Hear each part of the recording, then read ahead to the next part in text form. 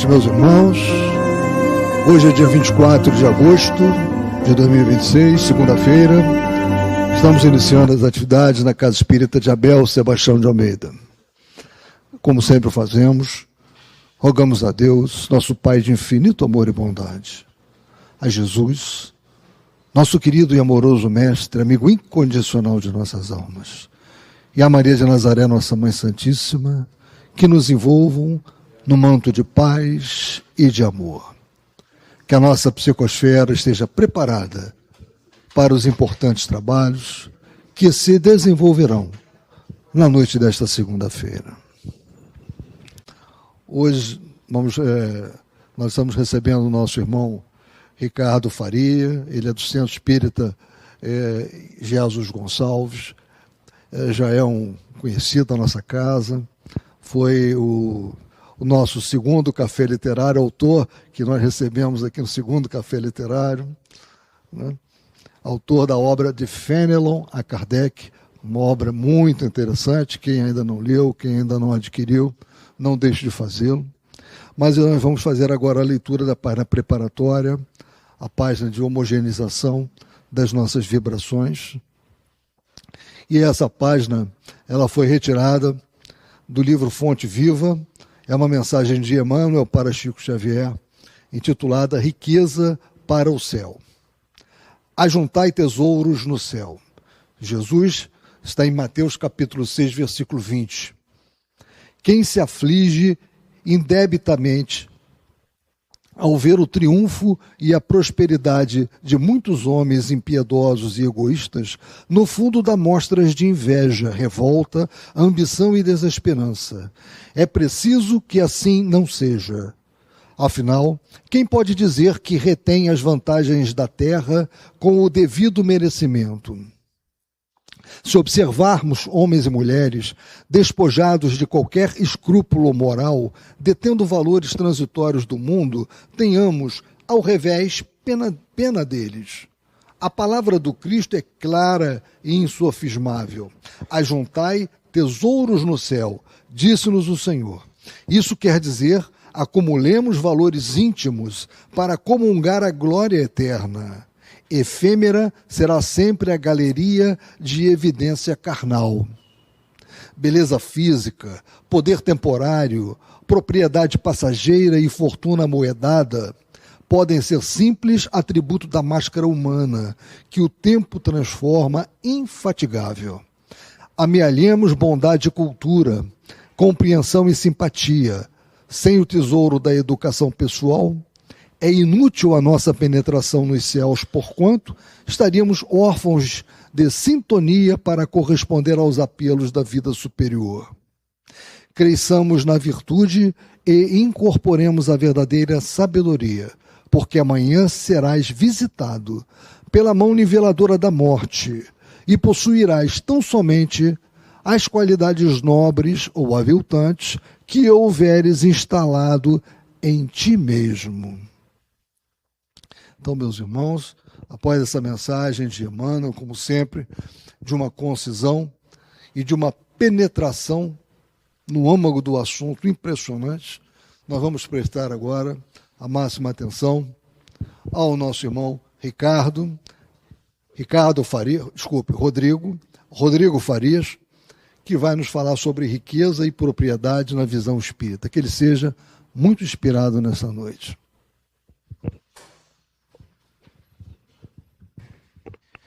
Muito boa noite a todos. É um prazer estar de volta aqui, né? E é um prazer, inclusive, estar retribuindo a visita, porque no sábado o Alexandre Caldini, que esteve com vocês à tarde, né? Ele esteve no meu centro, o CEOI, de manhã, né? O Alcir e a Nelly foram lá.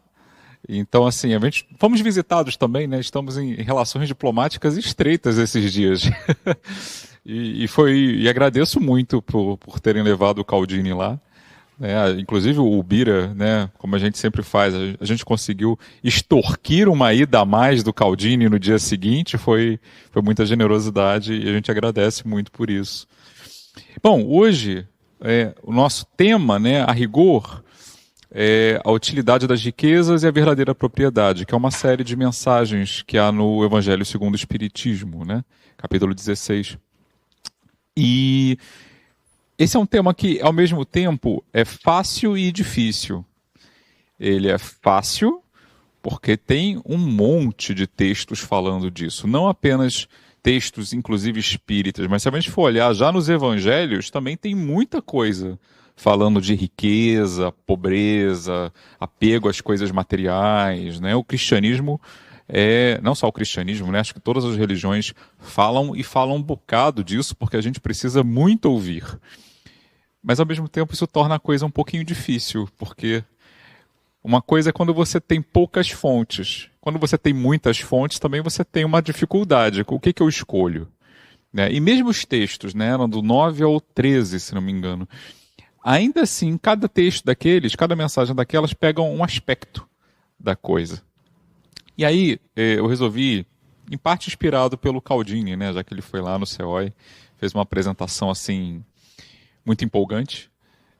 Eu não cheguei a ver o café, né, que vocês tiveram à tarde, né, o bate-papo com eles que vocês fizeram à tarde. Não ainda, eu sei que foi para o site, mas eu imagino que tenha sido na mesma vibração, no mesmo tom, né, de muito instrutiva por um lado, mas um pouco provocadora também, né, o que é muito bom. Nem sempre a gente vê isso nos centros, a gente se permite. Então, inspirado um pouquinho por isso, e definitivamente não pretendendo chegar ao mesmo nível, né? O Cialdini é um orador e tanto. Eu achei que valeria a pena fazer um passeio antes de entrar nos textos propriamente ditos do Evangelho, que provavelmente, imagino, para gente que já esteja na doutrina há um tempo, talvez eles sejam até familiares.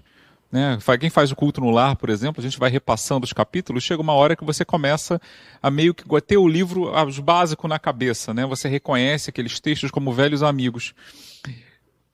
E, no entanto, esse é um tema tão empolgante que acho que valeria a pena, antes de chegar nele, não no tema, nos textos, fazer um passeio leve sobre como o assunto tocou o nosso movimento, a nossa história, a história do Espiritismo ao longo do tempo.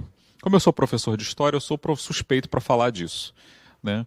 Então, calhou que, recentemente, eu sou professor universitário, então de vez em quando alguém pede para a gente avaliar algum artigo que vai ser publicado, né? Você dá o parecer para dizer se vale a pena, e caiu nas minhas mãos um artigo muito interessante que, coisa de um mês depois, eu conheci os autores. Uma coincidência aí da vida, porque a gente recebe os artigos anonimamente, né? A gente recebe o texto, mas não sabe quem foi que escreveu. Mas calhou que depois que saiu, eu vi que chegou num grupo de WhatsApp que eu participo, um dos autores. E eu fui batendo papo, né? E percebi pela maneira que ele estava dizendo ali, eu já vi isso em algum lugar, não deu outra. Era um dos autores, eram dois, do texto que eu tinha avaliado pouco mais de um mês antes. E é um texto que eu trago para vocês, que é aquele ali. Né, saiu na revista da AMPLAC, né, a Associação Nacional de Pesquisa da História da América Latina e do Caribe. Espiritismo e Socialismo Utópico, Projetos de Vida Comunitária na Argentina e no Brasil no início do século XX, do Fausto Gomes Nogueira e aquele que eu conheci, o Felipe Gonçalves da Silva. Né, que saiu saiu agora, em junho e julho. Esoterismo, Religião e Política nas Américas, né, séculos 19 e 21. É um dossiê, né? As pessoas mandam dentro desse tema seus artigos e o pessoal compila tudo e publica. E esse artigo é muito interessante porque, primeiro que a gente não ouve falar muito do espiritismo nos nossos países vizinhos, né, embora ele exista. Por exemplo, a gente talvez não saiba, mas um dos iniciadores, o principal iniciador da Revolução Mexicana de 1910, no México, era alguém que era adepto do espiritismo. E de outras coisas também, não era só o espiritismo, o Francisco Madeiro.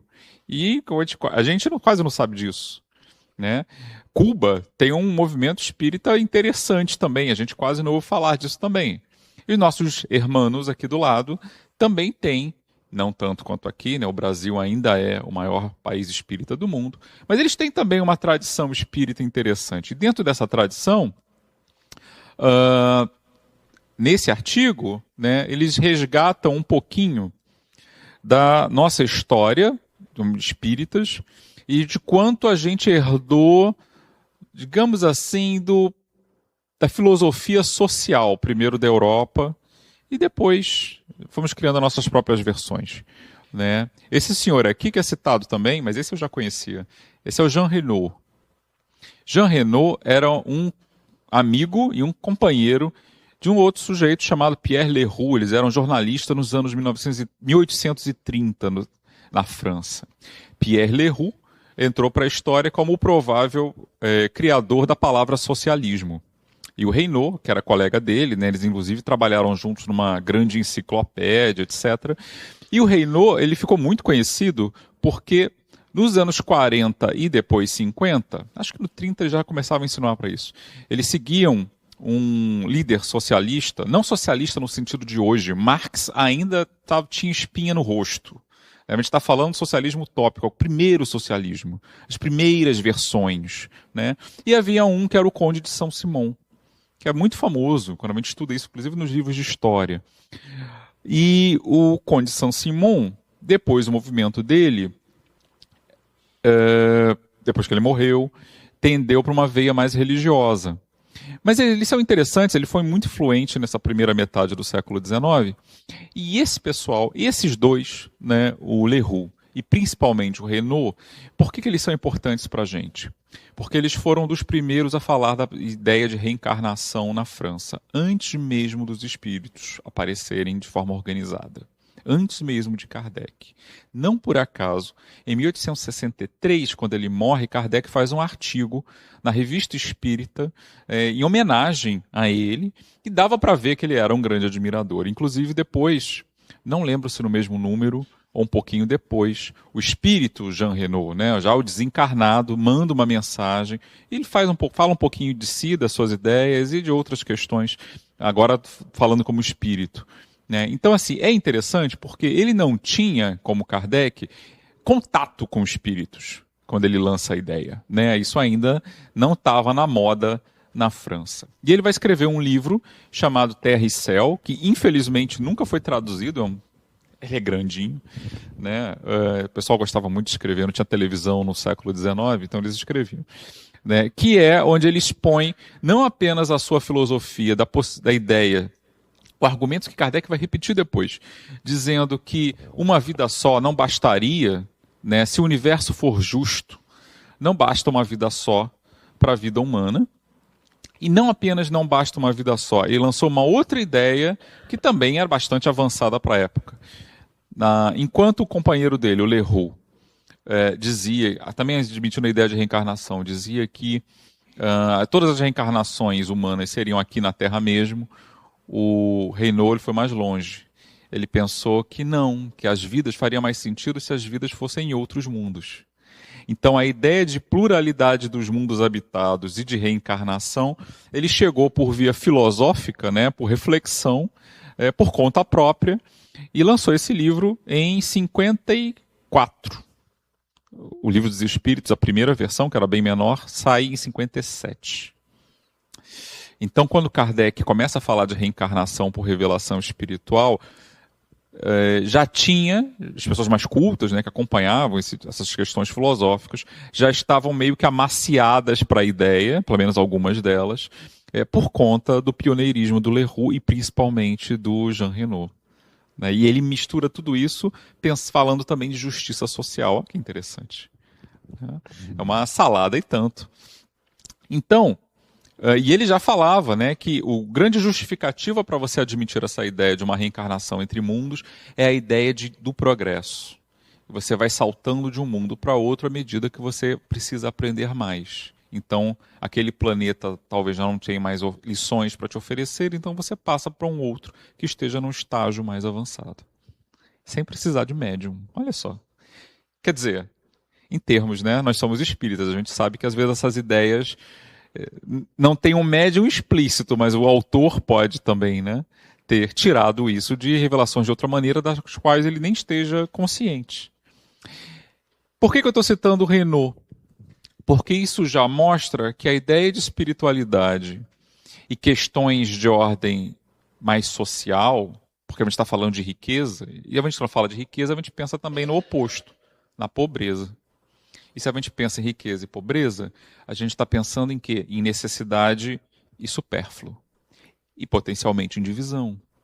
Jesus adorava fazer. Se você sacudir os evangelhos, caem várias parábolas e trechos falando de dinheiro, pobreza, riqueza, divisão, generosidade, caridade, compartilhamento, multiplicação de pães para dar a quem tem fome, não é isso? Isso é uma coisa que é muito forte no pensamento cristão, que depois, inclusive, passou para outros pensamentos. O Islã também herdou muito isso. Inclusive, a tradição judaica também tem muito disso. Embora hoje em dia talvez esteja um pouquinho fora de moda lembrar disso, porque muitas pessoas cristãs estão achando que a sua tradição se baseia em te dar magicamente bens materiais, quando na verdade não é bem isso. As palavras de Jesus, de maneira geral, eram um tanto duras, inclusive, nesse aspecto.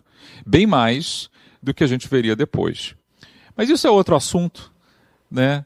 E aí, pulando um pouquinho para a nossa terra, acho que vocês já devem ter ouvido falar do Antônio Gonçalves da Silva, né? Batuíra, espírita clássico das antigas, né? Do século XIX, comecinho do XX. Ele morreu em 1909. E o Batuíra, eu fui dar uma olhada no que tinha sobre ele online, né? Depois que li o artigo, e achei muito interessante que o que eles destacam no artigo não aparece em nenhuma das biografias que eu encontrei. O Batuíra é lembrado como alguém muito generoso, alguém muito engajado na divulgação do espiritismo, mas ninguém diz que ele tinha um projeto de fazer um familistério em São Paulo, onde ele vivia. O que era um familistério? O familistério era uma ideia que foi implantada em alguns lugares no início do século, metade do século XIX, que por um sujeito chamado Charles Fourier. Fourier foi também, assim como o Conde Saint-Simon, um dos fundadores do chamado socialismo utópico. Ele era francês, ele também era meio espiritualista, meio místico, ele misturava um monte de coisas assim meio esotéricas com o pensamento dele, tinha umas coisas bem peculiares. Mas qual era a ideia do familistério? Eram famílias de trabalhadores que viveriam juntas no mesmo terreno, né, ou às vezes no mesmo imóvel, e que compartilhariam os bens e juntariam suas rendas para viverem em comunidade. Mais ou menos o que hoje em dia a gente chama de república, né, ou co-living. Não é isso? A classe média no Brasil está descobrindo que viver junto para poupar despesas e somar forças pode ser uma boa. E isso está sendo apresentado como uma ideia nova e muito sofisticada. Bom, o Fourier apresentava isso como uma possibilidade de método de você reorganizar a sociedade, para que as pessoas vivendo juntas, elas, digamos assim, criassem uma sociedade mais harmoniosa. E ele está pensando principalmente nas pessoas que trabalham, né, porque esses socialistas utópicos, como os que vieram depois mais marxistas, também focavam nisso, na questão dos trabalhadores. No século XIX, né, a Revolução Industrial está correndo a todo vapor. Muita gente está vindo do campo para morar nas cidades. E se a vida já é difícil hoje, imagina 200 anos, quando você não tinha direito nenhum. A gente vê as histórias de como os trabalhadores viviam nas cidades do século XIX, Londres, Paris, essas cidades que parecem muito glamourosas hoje, depois nas cidades dos Estados Unidos também. São histórias assim de arrepiar. É um nível de miséria e de precariedade material, assim, de vida, de pessoas vivendo com um monte de crianças, que aliás trabalhavam também, horas a fio, né, em imóveis pequenos, sem devido aquecimento, epidemias, falta de higiene, uma coisa assim absolutamente pavorosa. Que foi melhorando aos pouquinhos. Mas aos pouquinhos também por necessidade, porque a coisa chegava num nível que tem uma pesquisa, por exemplo, só de curiosidade, de 1832, em que o governo inglês fez uma pesquisa para ver como os trabalhadores viviam. E eles percebiam que estava difícil até recrutar gente para o exército. Por quê? Porque os homens que deveriam se alistar não tinham nem a altura mínima, por má alimentação, para conseguir serem recrutados. Fora outras questões de saúde que apareciam. Tal era o nível de miséria urbana em que se vivia. Então, essa ideia surge na França, né, do Fourier, vai ser implantada em alguns lugares, algumas comunidades ditas socialistas utópicas na França mesmo, nos Estados Unidos, e depois essa ideia vai chegar também no Brasil. Porque na época do Batuíra, no final do século XIX, o Brasil está recebendo muitos imigrantes da Europa, não é isso? Então, italianos, alemães, que trouxeram muitas ideias de lá. Uma dessas ideias, né, era esse pessoal que sonhava com essas comunidades alternativas, digamos assim. E o Batuíra tinha o sonho da vida dele, era construir numa área que ele tinha uns sítios ali, ele queria construir um familistério ali. Ou seja, fazer uma experiência socialista utópica no coração de São Paulo. Só que se precisava de dinheiro. E dinheiro é sempre um problema para o mundo espírita, né? Nós não somos exatamente... Para cada Frederico Figner, né, que é um milionário aí para fazer doações, no geral a gente tem que se virar fazendo vaquinha do jeito que dá. Não somos conhecidos por uma extrema prosperidade. E o Batuíra, então, ele não conseguiu, mas durante vários anos ele era tipógrafo, né, ele tinha uma gráfica.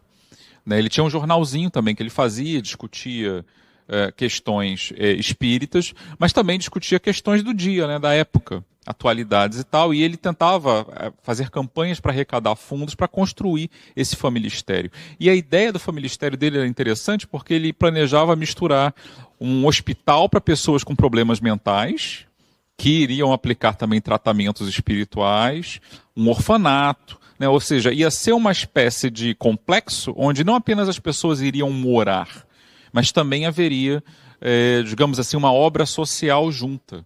E esse era o grande sonho dele. Infelizmente, ele não conseguiu realizar, mas a ideia estava lançada, estava circulando lá.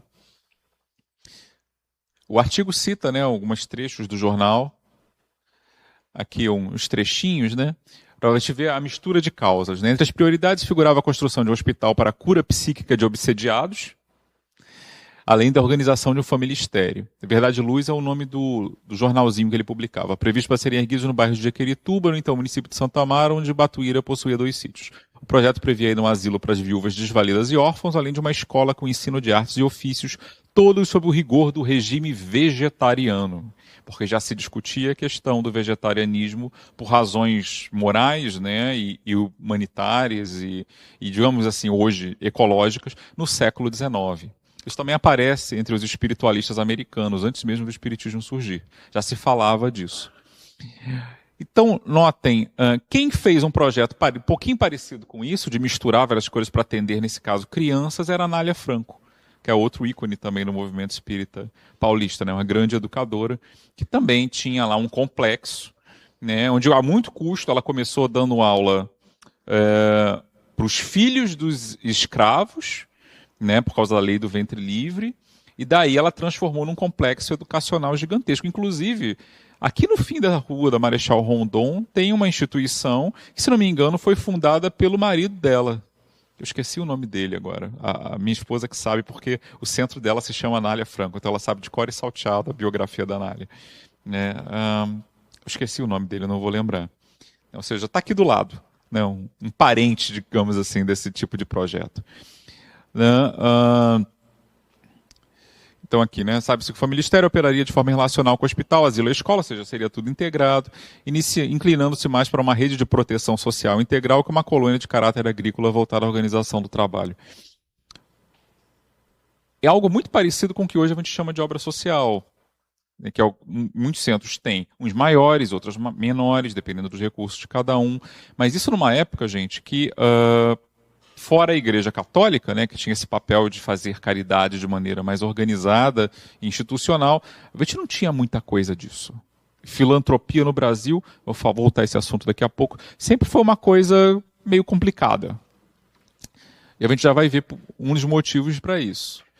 Isso aqui é a fala dele, né, do Batuíra. Trabalharemos sempre por considerarmos que a propaganda do espiritismo, universalizando a crença na vida no além, ela torna menos acre e amarga a existência social, pela extirpação desses feios vícios que se chamam orgulho, egoísmo, vaidade. Porque assim, ninguém querendo gozar, ou seja, aproveitar, né, usufruir só, ou com a família só, em detrimento de outros seres e com os sofrimentos de outros entes humanos, considerando ser justo que eles também tenham algum conforto e algum consolo.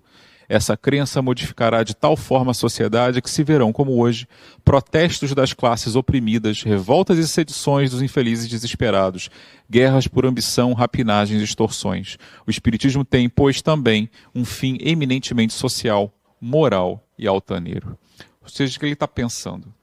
Ele está dizendo que o tipo de transformação que a aceitação das verdades espíritas poderia ocasionar traria benefício não apenas para a gente como indivíduos. A reforma íntima de que a gente fala tanto, né? A transformação do seu eu. Mas isso também tem consequências para a sociedade, porque a sociedade é formada por indivíduos, por nós. Então, ele está pensando numa coisa que, ao mesmo tempo, é um pouco como pensar o centro espírita. O que é um centro espírita? É um lugar onde você vem, você aprende várias coisas. Essas coisas, espera-se, né? São para a gente se melhorar como pessoas, logo como espíritos. Mas o centro espírita, ao contribuir para a melhoria de várias pessoas, ele também não se limita apenas a ensinar coisas. Ele proporciona espaços de ação. Vocês têm a ronda, não é isso? Entre outras atividades. Você tem atividades culturais, vocês têm, com a maioria dos centros, né, a sua maneira, dentro das suas possibilidades, tem atividades culturais, atividades de assistência social. Alguns oferecem determinados serviços para a comunidade, não é isso? Um centro espírita dentro de um bairro, isso é o Herculano Pires que dizia, tem toda a possibilidade de ser uma espécie de mistura do que a gente chama hoje de centro cultural com centro comunitário e, claro, também a função religiosa. Não é isso que a gente vê? Como muitas igrejas também são. Né? No quarteirão abaixo do meu, na minha rua, tem uma igreja absolutamente gigantesca, evangélica, né? Mas que, assim, para além da questão religiosa que eles oferecem, mas assim, eles fazem tanta coisa de festa, a eventos, a excursões, a cursos de artes, inclusive, abertos para quem não é da igreja. Minha filha mesmo frequentou canto lá com 5 anos por um tempinho, né? Ou seja, ter aquela instituição ali, para além da questão só religiosa, faz diferença na vida daquela comunidade. Como a igreja de interior também fazia, né? Onde você organizava tudo, as feiras, as quermesses, as festas, as escolas, aquela instituição funcionava e afetava a vida de todo mundo para melhor, digamos assim, né? Propiciando que aquela comunidade se organizasse ali e conseguisse fazer mais do que as pessoas fariam sozinhas, isoladas. É um centro de união também. Então, para além disso, recordando mais alguns exemplos, né, a gente pode lembrar que o Batuíra não é mais tão conhecido hoje, mas aquele senhor ali da esquerda, eu fiz questão de botar a versão mais jovem, porque ninguém aguenta mais ver o Bezerra de Menezes velhinho, né? Porque, afinal de contas, pelo tempo que ele está desencarnado, a gente não sabe, a folha pode estar com qualquer forma. Né? E Bezerra de Menezes, a gente fala muito dele como líder espírita, presidente da FEB, não é isso? Autor espírita. Mas ele era político. E antes de ser espírita, ele já era político. E ele tem uma carreira política muito interessante. Né? Eu tenho uma amiga, a Zenite Alves, que ela escreveu, inclusive, o tema de conclusão de curso dela na graduação em História foi a vida política do Bezerra de Menezes. E o Bezerra de Menezes era um cara que ele era muito sofisticado para a época. Ele já se preocupava, por exemplo, com fiscalização de alimentos, vigilância sanitária. Ele se preocupava com reflorestamento. E ele se preocupava também, para citar o exemplo que eu trouxe ali, com uma questão que naquela época era super política, mas também ela muito... Outra palavra que a gente não existia, mas a gente vai falar hoje, né? Polarizadora. Abolição da escravidão. Ele já se dedicava a isso. Muitos espíritas das primeiras gerações no Brasil eram pessoas que eram bastante sofisticadas para a época. Defendiam ideias que, para aquele tempo, a gente diria que eram bastante progressistas. A República, a abolição da escravidão. Algumas mais flertavam ali com os direitos das mulheres, questões sociais. E a gente está falando, gente, do Império no Brasil. Se você fosse olhar o panorama brasileiro, não era dos melhores em termos sociais, né? O nível de pobreza era muito maior do que hoje, com a escravidão, então nem se fala.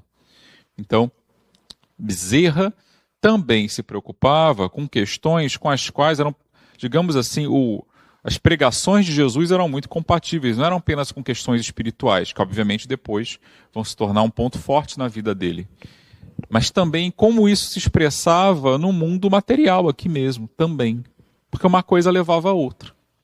E aquele senhor ali do canto, que também é quase desconhecido no Brasil, ao contrário do Bezerra, é o Cosme Marinho, né?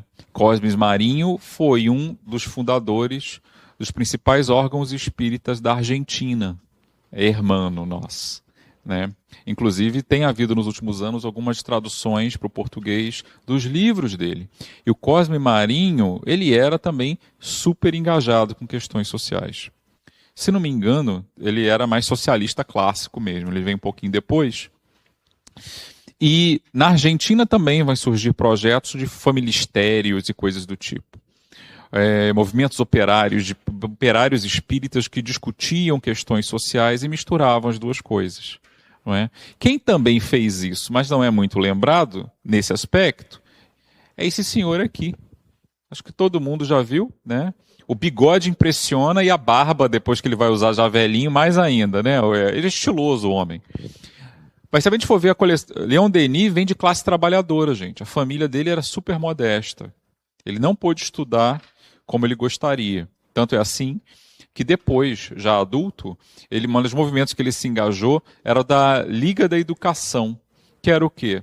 Era uma união, uma organização de pessoas que se dedicavam não apenas a discutir a reforma a criação de uma educação pública laica na França, que era sempre uma questão meio tumultuada lá há um tempo, porque a igreja queria sempre manter o controle pela educação, como também a criação de bibliotecas para trabalhadores, para operários. Ele fala um pouquinho disso em alguns de seus escritos. E nesse livro, Socialismo e Espiritismo, que já é do século XX, é de 1924, eu acho. Ele já estava perto de morrer, já era depois da Primeira Guerra Mundial, depois da Revolução Russa. Quer dizer, o mundo estava bagunçado naquele momento.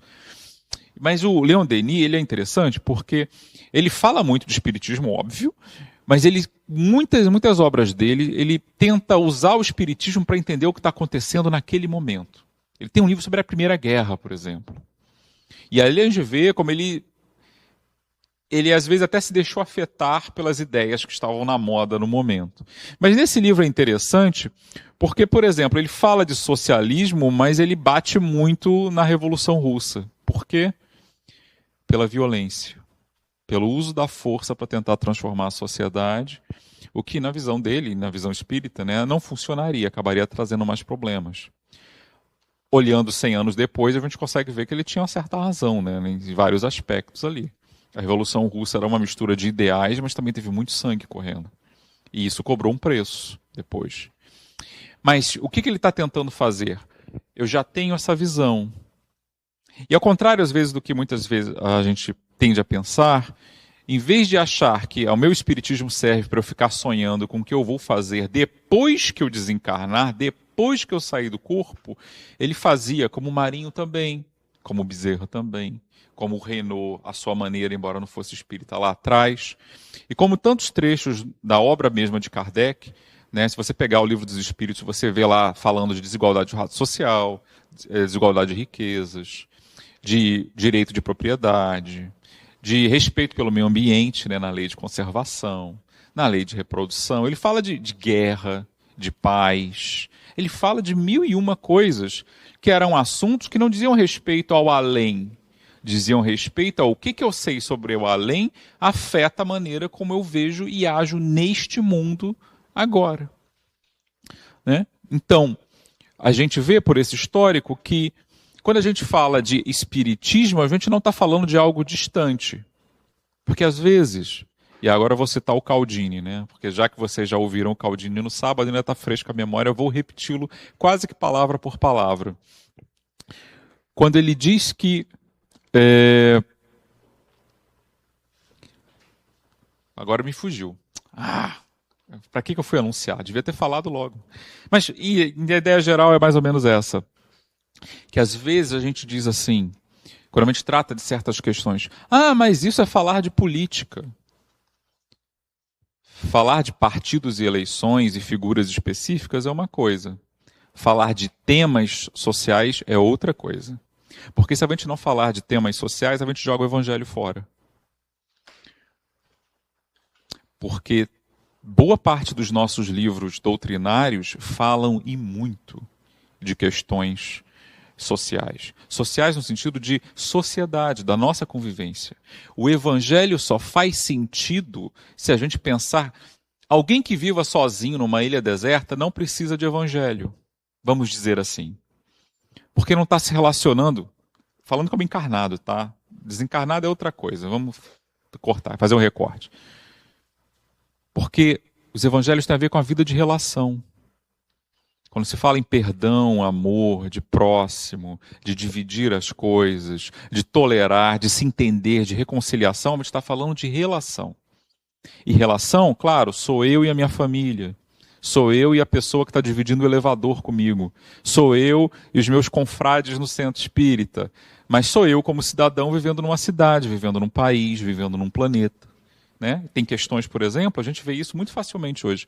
Tem questões sérias que nos afetam, mas não podem ser resolvidas individualmente. Meio ambiente, por exemplo. Quantos alertas de vento a gente recebeu no último mês? Todo mundo lembra onde estava em 29 de julho? Aquele dia do vendaval? Eu estava no cinema. Tive que voltar no dia seguinte porque faltou luz a 10 minutos do final. Mas voltar para casa foi uma aventura. Continuar em casa também. Minha filha estava do outro lado da cidade, né? Adorou a experiência, né? Com minhas irmãs, de voltar do Catete para Jacarepaguá num dia de caos. Achou divertidíssimo, e a gente se agoniando em casa de preocupação, né? Mas de lá para cá já teve uns 3 dias, pelo menos, que a gente se preparou para uma reprise, não foi? É um bom exemplo. Nenhum de nós pode resolver isso sozinho. Nenhum país pode resolver isso sozinho. A gente precisa compartilhar e unir forças. Então, isso também tem a ver com moralidade. Isso também tem a ver com espiritualidade. Porque se a gente não consegue, mesmo que para o nosso próprio interesse, né, para resolver os problemas que são comuns a todos, se a gente não consegue se unir, que evangelho então a gente está pondo em prática? Não é isso? Então, seguindo aqui, só alguns exemplos dos temas de que Kardec trata só no Livro dos Espíritos. Né? Ele diferencia, por exemplo, os espíritos, melhor dizendo, nas respostas, diferenciam o que era legal do que amoral. E a gente vê isso claramente no tema da escravidão. A escravidão em boa parte do mundo, Brasil inclusive, quando o Livro dos Espíritos sai, nessa segunda versão de 1860, a escravidão era legal. E muita gente dizia que não apenas ela era legal, como ela era benéfica. Tinha aqueles mais envergonhados, não, é um mal menor, né? É ruim, mas a gente não tem outra alternativa. E tinha aqueles que diziam já há muito tempo, não, isso é algo imoral. É pecaminoso, inclusive. O movimento abolicionista, quando surge na Inglaterra, depois nos Estados Unidos, antes de chegar aqui, ele tinha uma retórica religiosa. A escravidão tinha que acabar imediatamente porque ela era um pecado contra nossos irmãos. Os escravos, negros nesse caso, em outros lugares indígenas também, eram irmãos nossos. Não era uma questão de economia, né? Porque aí você fica fazendo as contas. Vamos libertá-los daqui a 30 anos, porque a gente vai fazendo assim, aos pouquinhos, né? Era uma questão de moralidade, de desumanidade, melhor dizendo, né? E aí as perguntas, 229 a 232. Ele fala, por exemplo, de direitos naturais, fala qual é o principal dos direitos. O primeiro deles, a propriedade? Não, a vida.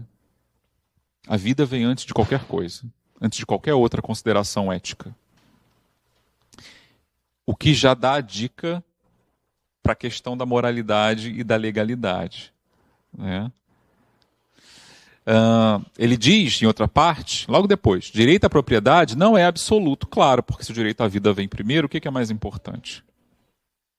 E a gente está falando de um tema, no Brasil pelo menos, e em outras partes do mundo também, né, onde muitas vezes a gente está voltando a certos discursos, a certas ideias que voltam de tempos em tempos, né, do tipo, bandido bom é bandido morto, né, roubou, morreu, não é assim? Vou passar o rodo em geral, não é assim? Que eu ouvi isso recentemente em propaganda política e coisas do gênero, né? Roubou meu celular, perdeu o direito a viver, não é assim? E ali embaixo, né, desigualdades de riquezas, onde os espíritos mesmo vão dizendo, a resposta é muito interessante, né? Mas Kardec pergunta algo mais ou menos assim, mas e que dizeis do direito à propriedade? A propriedade não é sempre fruto do trabalho? E a resposta é, que dizeis da trapaça e do roubo? Não se enriquece só honestamente, né? É só acompanhar o noticiário, a gente vê aí exemplos a rodo de pessoas que construíram verdadeiros impérios, mas muitas vezes de forma questionável. Ou, se não era, mas herdaram então impérios que lá atrás também têm origem questionável. Vocês sabiam, por exemplo, que boa parte das famílias mais ricas do Brasil, na época do Império, que muitas delas tiravam sua riqueza da terra, do uso de escravos, elas continuam muito ricas. Elas continuam no poder. Se vocês pegarem, por exemplo, a linhagem de várias famílias que atuam na política brasileira, gerações após geração, né, em vários estados, estão lá há muito tempo, são verdadeiras dinastias. E nem sempre essa riqueza, na sua origem, não estou falando das pessoas que receberam depois, isso também é tratado no Livro dos Espíritos, mas na sua origem foram obtidas por meios que hoje a gente acharia que são imorais. Escravidão é crime hoje, por exemplo, felizmente. E por fim, lá no final, uma coisa que a gente nunca deve esquecer, que é a ideia de que escravidão... Perdão, eu estou com a escravidão na cabeça. Riqueza também é, à sua maneira, uma provação. Tanto quanto a miséria. E às vezes pior. Porque dependendo de como você lida com ela, você simplesmente nem percebe que está sendo provado. Porque ela é confortável, ela é gostosinha, ela é prazerosa, não é? Se a gente tivesse que escolher pensando como encarnado, quem não gostaria de ter uma vida em que você não tenha que se preocupar com as contas no fim do mês? Não é isso? Só que isso também tem algumas consequências, muitas vezes, que a gente já vai ver. Notem, eu nem cheguei no Evangelho segundo o Espiritismo ainda. Bom, aqui tem uma pergunta no Livro dos Espíritos que eu acho magnífica, né? Que eu acho que ela dá muito o que pensar. Kardec faz uma verdadeira redação no início e a resposta é o que importa. Né? É evidente que se não fossem os preconceitos sociais pelos quais se deixa o homem dominar, ele sempre acharia um trabalho qualquer que lhe proporcionasse meio de viver, embora deslocando-se da sua posição. Mas entre os que não têm preconceitos ou os põem de lado, não há pessoas que se veem na impossibilidade de prover as suas necessidades em consequência de moléstias ou outras causas independentes da vontade dela, ou seja, pessoas que não conseguem se sustentar. E aí a resposta é assim, curta e grossa. Numa sociedade organizada segundo a lei do Cristo, ninguém deve morrer de fome. Ele não está dizendo que quem merece deve ser largado por aí, que vida é uma questão de mérito, né? Se você não se esforça, então morra mesmo. Ele não está dizendo isso. Ele está dizendo, de forma peremptória, ninguém deve morrer de fome numa sociedade organizada segundo Cristo. Ninguém inclui todo mundo, inclusive aqueles com quem a gente não simpatiza, né? E aí Kardec faz uma notinha. Como organização social criteriosa e previdente, ao homem só por culpa sua pode faltar o necessário. Notem a condição, com uma organização social criteriosa e previdente. Não é só a pessoa, é a sociedade em que ela vive. Porém, suas próprias faltas são frequentemente resultado do meio onde se acha colocado. Ou seja, o meio em que a gente vive também nos influencia. Isso é sociologia básica, né? Hoje a gente aprende isso na escola. Né? Quando praticar a lei de Deus, terá uma ordem social fundada na justiça e na solidariedade, ele próprio também será melhor. A gente aprende muito no Espiritismo o quanto é importante a reforma íntima, mas muitas vezes a gente pensa nela como uma coisa puramente individual. Porque a gente aprende, por exemplo, que um espírito superior, não importa onde ele encarne, ele vai preservar as suas virtudes, não é assim? Mas todo mundo aqui já leu Renúncia, ou já ouviu falar, pelo menos, né, do Emmanuel? Quando a Alcione vai reencarnar, ela recebe uma advertência, não é? Todo mundo fala da Alcione, nossa, que espírito iluminado, né? Tem uma abertura assim, meio de novela, toda lá no elevado astral, e o companheiro dela diz para ela, você sabe que se você encarnar, você corre alguns riscos, não é? Riscos de quê? Ela não era tão superior assim. Quem pode encarnar na Terra, tirando alguns poucos missionários, gente, está sujeito a que está aqui. Senão você já tinha ido para outro planeta, certo? Se Alcione podia talvez derrapar, quem de nós aqui pode garantir que não? Eu não. Imagina, eu já superei isso. De forma nenhuma. Não é isso? Onde é que vem isso? Porque nós somos influenciados pela família, pela cultura, pelo lugar onde nós vivemos, pelas oportunidades de educação que a gente recebe. Não é isso? Somos suscetíveis a isso. Por isso a gente reencarna. Para ver se a gente recebe influências melhores e junto com aquilo que a gente já traz da nossa própria experiência e nossas próprias tendências, a gente dá uns passinhos para cima. Agora, se o ambiente for muito contrário, a maioria de nós acaba se deixando influenciar negativamente. Não é isso? Não existe arrastamento irresistível, diz o Livro dos Espíritos. Todos nós temos livre-arbítrio. Mas o livre-arbítrio depende do nível de consciência de cada um. Para gente que é mais ou menos assim que nem a gente, o ambiente pode importar, não é? É só a gente pensar, por exemplo, todo mundo aqui conhece pessoas que tiveram uma vida muito mais difícil do que a nossa. Todo mundo conhece. Pode ser difícil no sentido material, pode ser difícil no sentido afetivo, né, de experiências de vida que foram complicadas, de saúde, não é isso? Quem a gente seria se nós tivéssemos passado por essas experiências e não pelas nossas? Seríamos iguaizinhos o que somos agora? Provavelmente não. Eu, por exemplo, fico imaginando, né, como é que eu seria, talvez, se tivesse nascido numa outra família. Menos afetuosa, onde talvez eu não pudesse podido estudar. Ou pior, que me permitisse estudar, mas que massageasse mais o meu ego do que já massageou. Eu sou vaidoso pra caramba, admito, faço aqui o meia culpa. O professor é sempre um pouco vaidoso, senão não estava falando em público. Né? A gente usa isso a nosso favor. Mas eu sei que com algumas circunstâncias diferentes, talvez eu fosse uma pessoa que eu mesmo, hoje, acharia isso não ia ser muito legal. Por isso, inclusive, quando a gente tem a chance de fazer um planejamento reencarnatório, a gente tenta pesar um pouco essas coisas. Não é determinação, não é destino, mas conta, né? A gente tenta encarnar nas circunstâncias que favoreçam daquilo que a gente precisa em um momento. Só que se as coisas estiverem muito difíceis no mundo, fica mais complicado. Se eu precisar, por exemplo, de conforto material num lugar onde tem um oceano de miséria, fica difícil. Se eu precisar de previsibilidade, estabilidade, mas o clima é nosso inimigo e até o inverno pode ter eventos extremos, fica mais difícil. Se eu me planejo para um mundo, mas quando eu chego lá, meu ambiente está completamente desequilibrado e, por exemplo, coisas como alimentação têm um custo muito elevado, a vida vai ser mais difícil. A gente passou por uma pandemia, não passou? Outro dia. Vai ser a última? A gente não tem como saber. E a gente viu que a gente não foi tão bem, né? Apesar de todo o avanço tecnológico, todos os conhecimentos científicos, foi uma luta. Né? E dá para resolver uma pandemia sozinhos? Organização. Educação. Programas públicos. Porque os governos acabam assumindo a chefia numa situação de emergência, não é isso? Então, vem aquela questão, né? O que conta mais, o indivíduo ou a sociedade? Falando pelo prisma das ciências sociais, as duas coisas. O indivíduo conta, tanto que a gente vê que tem indivíduos que encontram situações muito difíceis e conseguem, apesar delas, superá-las. Mas para cada um que consegue, espíritos mais ou menos que nem a gente, tem muitos outros que não. Não é verdade? E tanto é assim que, às vezes, pessoas que caíram em tentações e seguem caminhos questionáveis, quando recebem uma segunda chance, muitas vezes, aí sim, elas aprendem a sair daquilo. Testemunho em igreja é bom para isso, né?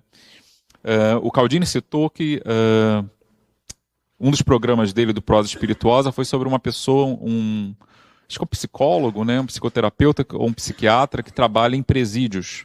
Conversar com quem trabalha em presídio é sempre muito interessante. Porque a gente ouve histórias assim de... cairiam muitíssimo bem num romance de André Luiz, né? De casos de superação, mas que para que acontecessem, a pessoa não apenas teve que passar por certas experiências, ela teve que também ter algum tipo de auxílio. Porque muitas vezes sozinha ela não sabe nem como começar. Né? Então, é uma relação dialética, ou seja, uma coisa influenciando a outra, andando juntas. E aí, né? A gente poderia pensar que tipos de instituições e relações sociais favorecem certos tipos de indivíduos e que tipos de ação individual e coletiva reproduzem ou transformam essas instituições. Traduzindo, que tipo de ambiente favorece que a gente se torne um certo tipo de pessoa e não outro? A gente sabe, por exemplo, educação pesa muito, ajuda muito. Uma educação bem feita, ok, vai ter aquelas pessoas que não saberão aproveitar, aproveitarão talvez depois. Mas uma educação bem feita já ajuda muito, não é isso? Educação no sentido amplo, né? Não é só escolar, mas escolar, moral, uma estrutura familiar minimamente adequada. Eu costumo brincar, por exemplo, que esse povo todo que fala tanto de proteger a família deveria pensar, por exemplo, nas condições salariais. Porque eu dei aula em escola pública e boa parte dos meus alunos ficava o dia inteiro em casa, com 12, 13, 14 anos, sozinhos. Por quê? Porque os pais, os dois, tinham que sair para trabalhar para sustentar a família. Tinha criança que cuidava de outras crianças. O pessoal fica focado em moralidade, né? E esquece essas condições. Que tipo de... Mesmo a melhor das famílias, o que ela consegue fornecer aos filhos tendo que deixá-los nessa condição? Sozinhos. Algumas vão dar mais sorte, mas outras não. E aí a gente entra, né? Para acabar, na verdade, né? Puxa, foi mal. No que os textos dizem do Evangelho nesse capítulo, né, de verdadeira propriedade. O que é então que a gente possui? O texto do Emmanuel, no início que vocês leram, já deu um ótimo spoiler. Ele fala de bondade, de cultura, ele fala de relações, de amor, não é isso? O que a gente possui? Nada do uso do corpo. Não é a conta bancária, não é o carro, não é o status, não é a mansão, não é o cargo, não é a profissão, a não ser o corpo de conhecimentos que ela deixa para a gente. Mas o que a gente leva é aquilo ali, a inteligência, os conhecimentos, as qualidades morais. A gente pode ir além, né? As memórias, os sentimentos que você cultivou. Isso é a verdadeira propriedade. Isso é o que tem realmente valor. Todo o resto, e aí os outros textos vão detalhando, todo o resto tem uma função. Nós somos depositários, a gente pegou emprestado. E como pegamos emprestado, aquilo ali é uma imagem infantil, né, mas do rei Midas, lembram do rei Midas, cujo toque transformava tudo em ouro? E aí ele percebe quando ia comer e beber que não conseguia, porque até a água virava ouro quando tocava o corpo dele, não é isso? E ele acaba sem querer e transforma em ouro a própria filha. Um grande exemplo, o homem mais rico do mundo, absolutamente miserável e faminto.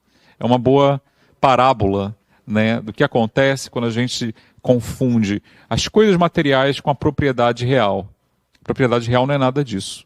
A propriedade real é aquilo que fica conosco depois que a gente desce ao túmulo. E o que a gente fez com isso? Claro que nem todo mundo é milionário, mas o que a gente fez com o tempo que teve, com o conhecimento que recebeu, com a educação que ganhou? Ok, com aquelas sobrazinhas de dinheiro que sobraram no fim do mês, né, em que a gente aplicou nossos talentos, nossa atenção? Seja lá o que for que se tenha. Caridade, como a gente pensa, não é apenas dar esmola ou equivalente a fazer o Pix apenas. Claro que isso ajuda, de fato. Mas caridade, muitas vezes, é olhar para uma pessoa do seu lado e ouvi-la um pouquinho. É perguntar, está tudo bem? Está precisando de alguma coisa? Né? É dividir com ela, de repente, alguma coisa que você sabe fazer e ela não. É dar um bom exemplo para uma criança. Às vezes até a sua própria família, não precisa ser nem alguém estranho. Né? É você também se preocupar dentro da sua esfera de ação, por menor que seja. Né? Como é que você vai contribuir com a sociedade? Que tipo de coisa que está acontecendo lá fora você apoia? Que tipo de coisa você tenta, minimamente que seja, né, mudar? O que você considera nos momentos que você tem a capacidade de exercer alguma influência, seja falando, seja agindo num grupo, seja, sei lá, apoiando alguma causa, alguma ideia, alguma proposta. O que a gente faz? Para onde a gente direciona? A gente está preocupado em matar e punir, ou a gente está preocupado em construir alguma coisa? E se for o caso, o que? Tem a ver com o que a gente aprende aqui? Então, para encerrar, né? Eu ia falar mais alguma coisa, mas o tempo está acabando. Né? Eu acho que vale a pena pensar, né? Qual é o emprego que a gente pode dar à riqueza? E riqueza, vale lembrar, uma coisa que eu aprendi com esse senhor aqui. Fica a sugestão do livro. Ele está em tudo quanto é podcast, né? Você digitar no YouTube, tem várias entrevistas dele. É um antropólogo que estudou os ricos brasileiros. E ele diz uma coisa que me chocou muito. Se você consegue viajar uma vez por ano e vez por outra sair para comer fora, tomar um drink, e tem um filho, por exemplo, em escola particular, não precisa ser escola milionária, não, escola particular. No Brasil, estatisticamente, você já é rico. Mesmo que você não seja milionário. Com ele eu descobri que eu sou rico. Moro na Praça Seca, tinha um tiroteio por semana ou dois até o ano passado. Né? Não tenho carro, uso transporte público, mas admito, para o Brasil, eu sou rico pra caramba. Sou milionário, mas sou rico.